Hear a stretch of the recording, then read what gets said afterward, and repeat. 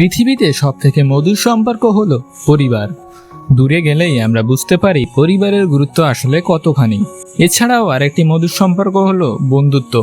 আর এই পরিবার ও বন্ধুত্বের এক চমৎকার উদাহরণ আমাদের আজকের মুভি দ্য গুড ডাইনোসর। এই মুভিতে আমরা একটি সুন্দর ডাইনোসরের পরিবার দেখতে পাই। আর ওই পরিবারের ছোট্ট ডাইনোসর আর্লো একসময় তার পরিবারকে হারিয়ে ফেলে এবং পরবর্তীতে তার বন্ধুত্ব হয় একটি জঙ্গলি ছেলের সাথে। অ্যানিমেটেড মুভি হলেও এই মুভিটির স্টোরি আমার কাছে অসাধারণ লেগেছে। সিনেমাটির পুরো গল্প জানতে ভিডিওটি শেষ পর্যন্ত দেখুন।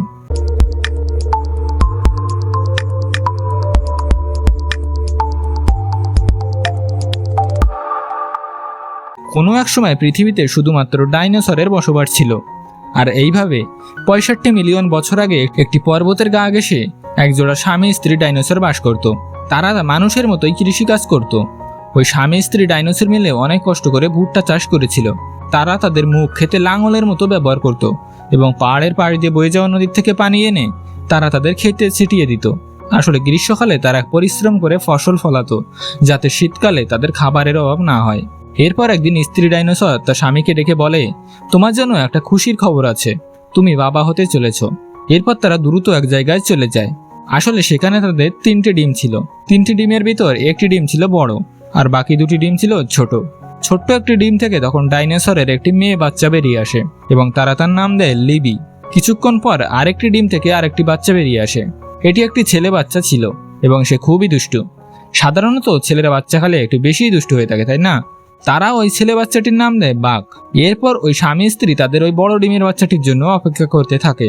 তখন ওই ছোট বাচ্চাটি দুষ্টুমি করতে করতে একটি লাঠি দিয়ে বড় ডিমটি ফাটিয়ে দেয়। কিন্তু অবাক করার বিষয় হলো ওই বড় ডিমটি থেকে সব থেকে ছোট বাচ্চাটি বেরিয়ে আসে। বাচ্চা যেমনই হোক, সব পিতামাতাই তার সন্তানকে ভালোবাসে আর তারা সেই ছোট্ট বাচ্চাটির নাম দেয় আর্লো। এরপর তাদের একটি সুন্দর পরিবার গড়ে ওঠে। আস্তে আস্তে বাচ্চাগুলো বড় হতে থাকে। আর ওই ছোট্ট 2টি ডিম থেকে যে বাচ্চা 2টি বেরিয়েছিল লিবি ও বাঘ, তারা খুবই দুরন্ত ছিল। অন্যদিকে ছোট্ট আর্লো খুবই ভীতু টাইপের। লিবি ও বাঘ তাদের বাবা মাকে ভুট্টা চাষে সাহায্য করত আর ছোট্ট আর্লো তার মাকে ছোট ছোট কাজে হেল্প করত। একদিন তার মা তাকে কিছু ভুট্টা দিয়ে বলে, যাও আর্লো, এগুলো তুমি রেখে এসো। সেগুলো রাখতে গিয়ে সেখানে গিয়ে এসে দেখে একটি মুরগির বাচ্চার পায়ে লতা পাতা জড়িয়ে আছে। সে তখন ওই মুরগির বাচ্চাটিকে সাহায্য করতে যায়, কিন্তু তখন ওই মুরগির মা সেখানে চলে আসে এবং আর্লোকে সে তাড়া করে। আমাদের ছোট্টবেলায় অনেকেরই এরকম দৌড়ানি খাওয়ার এক্সপিরিয়েন্স আছে হয়তো। এরপর আমরা দেখতে পারি তারা তাদের চাষ করা ভুট্টাগুলো একটি পাথরের ঘরে সংরক্ষণ করে। সমস্ত ভুট্টা তারা একত্রিত করে এবং তারপর স্বামী স্ত্রী ওই পাথরের দেয়ালে তাদের পায়ের ছাপ দেয়। তখন ওই বাচ্চাগুলো বলে, বাবা, আমরাও আমাদের পায়ের ছাপ দিতে চাই। তখন তাদের বাবা তাদের বলে, সোনামণিরা, এটা কোনো সাধারণ পায়ের ছাপ নয়, এটা আমাদের যোগ্যতার পায়ের ছাপ। তোমরা যখন ভালো কিছু করতে পারবে তখন তোমরাও এই দেয়ালে নিজের পায়ের ছাপ দিতে পারবে। পরের দিন বাঘ কাজ করতে শুরু করে। সে একটি বড় গাছ এক টানে উপড়ে ফেলে দেয়। এইভাবে সে তাদের জমি পরিষ্কার করতে থাকে। এটা দেখে তার বাবা মা অনেক খুশি হয়। তখন তার বাবা তাকে বলে, এখন তুমি এই দেয়ালে নিজের পায়ের ছাপ দিতে পারবে। তারপর লিবি তাদের সম্পূর্ণ জমি বৃষ্টির ভিতর চাষ করে ফেলে। তখন সেও দেয়ালে নিজের পায়ের ছাপ দেয়। এরপর শুধুমাত্র আর্লো বাকি থাকে। সেভাবে আমি যে ওই দেয়ালে কবে নিজের পায়ের ছাপ দিতে পারবো? এরপর সে মুরগিগুলোকে খাবার দিতে যায়। তখন মুরগিগুলো আর্লোকে তাড়া করে। সেটা দেখে বাঘ তাকে নিয়ে মজা করতে থাকে এবং তাকে বলে, তুই তো একটা ভীতুর ডিম, তুই মুরগির তাড়া খেয়েও ভয় পাস। তখন সেখানে তার বাবা মা চলে আসে। তারা আসলে ছোট্ট বাচ্চাটি নিয়ে খুবই চিন্তিত ছিল। তখন তার বাবার মাথায় একটি বুদ্ধি আসে। সে রাতের বেলা ছোট্ট আর্লোকে নিয়ে একটি খোলা মাঠে ঘুরতে যায়। তারপর তার বাবা তাকে বলে, যাও আর্লো, তুমি একা একা ঘুরে এসো। তখন আর্লো বলে, না বাবা, আমি একা একা যেতে পারবো না, আমার খুব ভয় করে। কিছুক্ষণ পর একটি জোনাকি পোকা তার নাকের ওপর এসে বসে। এটা দেখে আর্লো খুব ভয় পায়। তখন তার বাবা তাকে সাহস দেয়। এরপর বাবা ও ছেলে হাজার হাজার জোনাকি পোকার সাথে খেলা করতে থাকে। তার বাবা তাকে বলে, আমাদের কোনো কিছুতেই ভয় পাওয়া চলবে না। ভয়কে জয় করতে পারলেই আমরা সব কিছু অর্জন করতে পারবো। এরপর তারা তাদের বাড়িতে ফিরে আসে। পরের দিন সকালে তার বাবা পাথরের ঘরে গিয়ে দেখে সেই ভুট্টাগুলো কোনো প্রাণী চুরি করে নিয়েছে। তখন তার বাবা আর্লোকে বলে, যেভাবে হোক আমাদের ওই প্রাণীটিকে ধরতে হবে। এরপর আর্লো ও তার বাবা ওই প্রাণীটিকে ধরার জন্য ফাঁদ তৈরি করে। তার বাবা বলে, আর্লো, যদি তুমি ওই প্রাণীটিকে ধরতে পারো তাহলে তুমিও আমাদের মতো ওই পাথরের দেয়ালে নিজের পায়ের ছাপ দিতে পারবে। আর্লো তখন নিজের সর্বোচ্চ চেষ্টা করে ওই প্রাণীটিকে ধরার জন্য। সে সেখানে একা একা পাহারা দিতে থাকে। কিছুক্ষণ পর একটি প্রাণী ওই ফাঁদে আটকা পড়ে। সে ভয়ে ভয়ে এগিয়ে দেখে আসলে এটা একটা বন মানুষের বাচ্চা। তবে মজার ব্যাপার হলো ওই বাচ্চাটিকে মারতে গিয়ে নিজেই সে সেখান থেকে পালিয়ে যায়। কিন্তু সে বুকে আবার সাহস নিয়ে ওই প্রাণীটিকে মারতে যায়। কিন্তু এই বন মানুষের বাচ্চা থেকে তার খুব মায়া হয়। সে তাকে না মেরে তাকে ছেড়ে দেয়।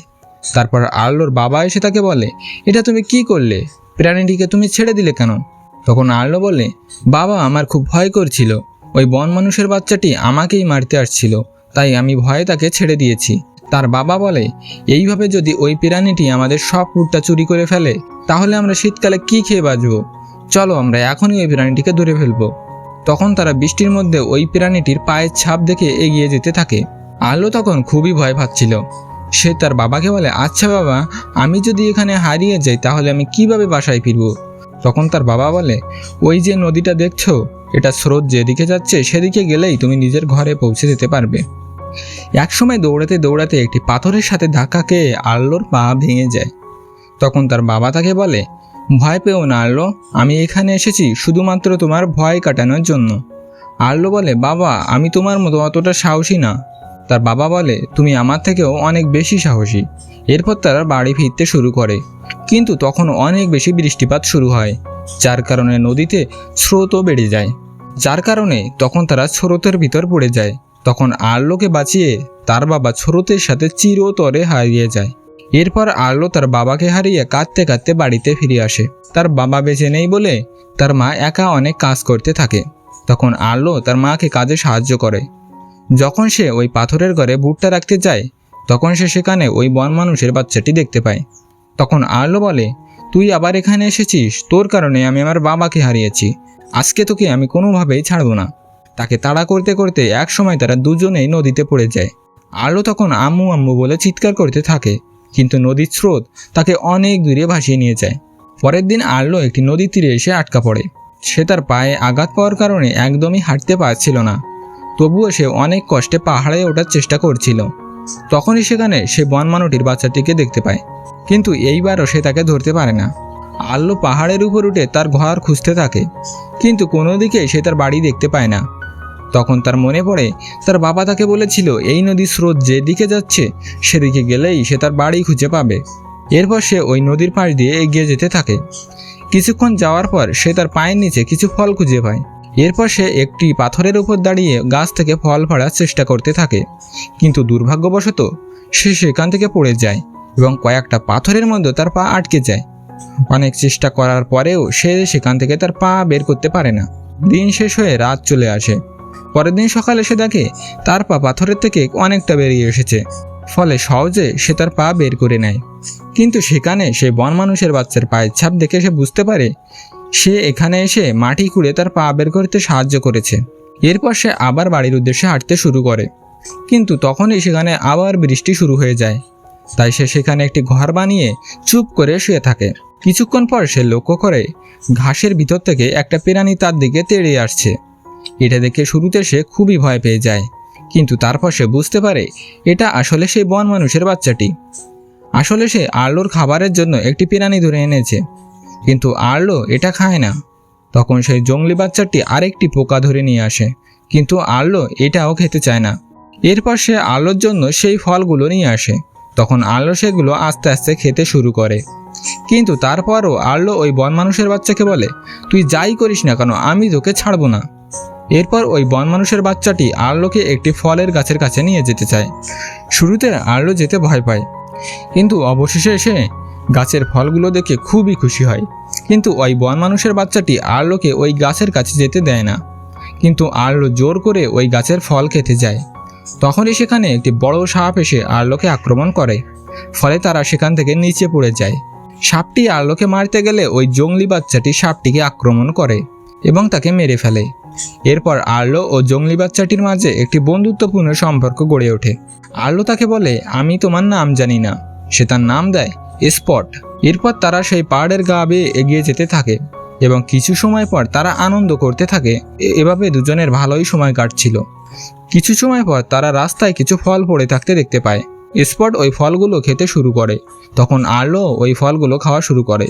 এরপর তারা ফল খেয়ে অদ্ভুত সব কাণ্ড করতে থাকে। রাতের বেলা জোনাকি পোকা দেখে আর্লো তার বাবার কথা মনে পড়ে যায়। তারপর সে স্পটকে বলে, আমি আমার পরিবারকে খুব মিস করছি। তখন সে মাটিতে 5টি লাঠি পুঁতে বলে, এটা আমি, এটা লিবি, এটা বাঘ এবং এই দুটো আমার মা বাবা। এরপর একটি গোল দাগ দিয়ে বলে, এটা হচ্ছে আমার ফ্যামিলি। আর্লো স্পটকে বলে, তুমি তো ফ্যামিলি সম্পর্কে কিছুই বোঝো না। তখন স্পট মাটিতে 3টি লাঠি পুঁতে বলে, এটা আমার পরিবার। তারপর সে 2টি লাঠি বালি দিয়ে ডেকে বোঝায় যে তার বাবা মা আসলে বেঁচে নেই। তখন আর্লো 1টি লাঠি বালি দিয়ে ডেকে বোঝায় তার বাবাও বেঁচে নেই। এভাবেই দুই বন্ধু সুখে দুঃখে দিন কাটতে থাকে। এরপর একদিন প্রচণ্ড ঝড়ে দুজনে আহত হয়ে যায়। তখন তারা সেই নদীটিও হারিয়ে ফেলে। তাই আর্লো তখন আকাশের দিকে তাকিয়ে সৃষ্টিকর্তার কাছে সাহায্য চায়। তখন সে আকাশে অনেকগুলো পাখি উড়ে যেতে দেখে। সে তখন ওই পাখিগুলোর কাছে সাহায্য চায়। পাখিগুলো বলে, হ্যাঁ, আমরা তোমাকে সাহায্য করতে পারবো। কিন্তু কিছুক্ষণ পর সে বুঝতে পারে এগুলো আসলে মানুষ খেকো পাখি। এরপর ওই পাখিগুলোর থেকে বাঁচার জন্য তারা দৌড়াতে শুরু করে। কিন্তু দুর্ভাগ্যবশত তারা দৌড়াতে দৌড়াতে 2টি বড় ডাইনোসরের সামনে এসে পড়ে। শুরুতে আর্লো অনেক ভয় পেয়ে যায়, কিন্তু ওই বড় ডাইনোসর দুটো ওই রাক্ষসী পাখিদের হাত থেকে আর্লো আর স্পটকে বাঁচিয়ে নেয়। এরপর বড় ডাইনোসর বলে, এখানে আসা তোমাদের একদমই ঠিক হয়নি।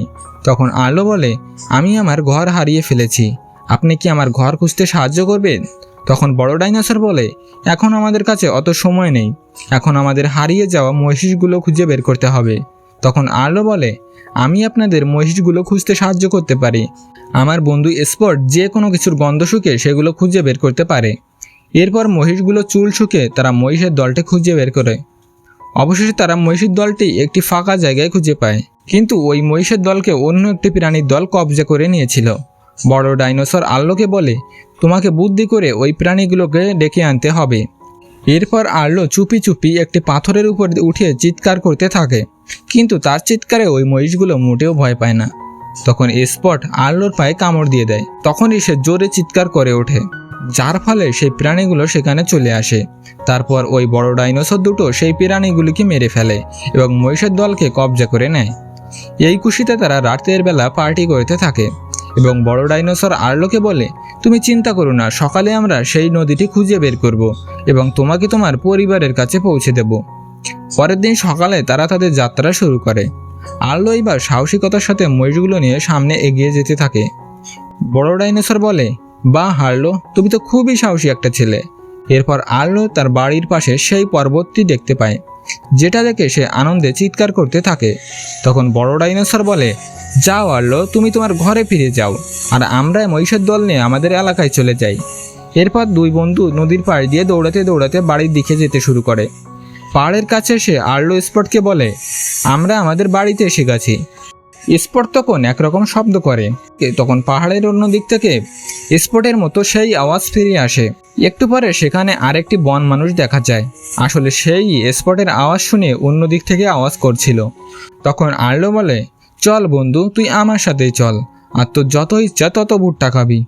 হাঁটতে হাঁটতে তারা যখন পাহাড়ের উপর পৌঁছায় তখন সেখানে হঠাৎ বৃষ্টি শুরু হয়ে যায়, কিন্তু দুর্ভাগ্যবশত সে মানুষ খেকো পাখিগুলো সেখানে চলে আসে এবং তাদের ওপর আক্রমণ করে।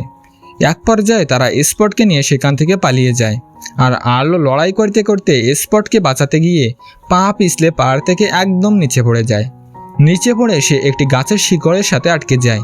সে অনেক চেষ্টা করার পরেও সেখান থেকে বের হতে পারে না। তারপর একটি পাথর এসে তার মাথায় পড়লে সে সেখানে অজ্ঞান হয়ে যায়। তখন সেখানে আর্লোর বাবা চলে আসে এবং আর্লোকে সেখান থেকে বের করে নেয়। আর্লো তাকে বলে, বাবা, তুমি এখনও বেঁচে আছো, আমার বন্ধু স্পটকে আমাকে বাঁচাতে হবে। তবে আর্লো খেয়াল করে হাঁটার সময় তার বাবার পায়ের কোনো ছাপ মাটিতে পড়ছে না। তার বাবা তাকে বলে, আর্লো, তুমি আমার থেকে অনেক সাহসী, যাও তুমি তোমার বন্ধুকে খুঁজে বের করো। এরপর আর্লোর জ্ঞান ফিরে আসলে সে বুঝতে পারে সে আসলে এত সময় স্বপ্ন দেখছিল।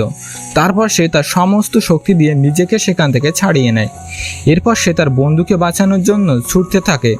সব ধরনের ঝড় বৃষ্টি উপেক্ষা করে সে দৌড়াতে থাকে। খুঁজতে খুঁজতে সে স্পটকে পেয়ে যায়। স্পট কোনো রকমে নদীর ভিতর একটি গাছের ভিতর লুকিয়েছিল। আর্লো তখন তার সর্বোচ্চ শক্তি দিয়ে লড়াই করে স্পটকে বাঁচিয়ে নেয়। কিন্তু তখনই সেই নদীতে আবার ঝড় উঠে যায়। ঠিক যেভাবে সে তার বাবাকে হারিয়েছিল, এইভাবে সে স্পটকেও হারিয়ে ফেলে। স্পট তখন একটি গাছ ধরে বেঁচেছিল। তখন আর্লো অনেক সাহসিকতার সাথে স্পটকে বাঁচিয়ে নেয়।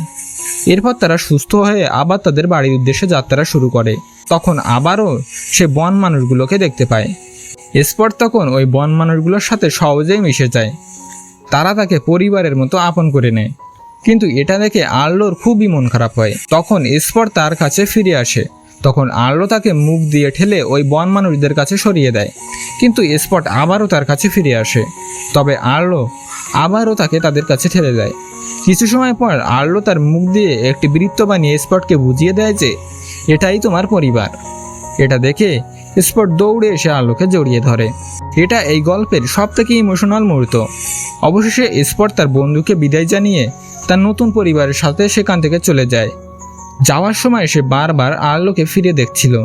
এরপর আর্লো তার বাড়িতে ফিরে আসে আর তার ভাই বোন দৌড়ে এসে তাকে জড়িয়ে ধরে। সে আবার তার হারানো পরিবার খুঁজে পায়। এরপর ওই পাথরের ঘরের কাছে গিয়ে সে তার নিজের পায়ে ছাপ দিয়ে দেয়। তারপর আর্লো পরিবারের সাথে সুখে বসবাস করতে থাকে। আর এখানেই এই সুন্দর গল্পটি শেষ হয়ে যায়। তো ভিউয়ার্স, কেমন লাগলো মুভিটি অবশ্যই আমাদের কমেন্ট বক্সে জানাবেন। যদি ভালো লাগে তাহলে অবশ্যই আমাদের চ্যানেলটি সাবস্ক্রাইব করবেন। দেখা হবে পরবর্তীতে নতুন কোনো মুভির এক্সপ্লেইন নিয়ে। ততক্ষণে ভালো থাকবেন, সুস্থ থাকবেন।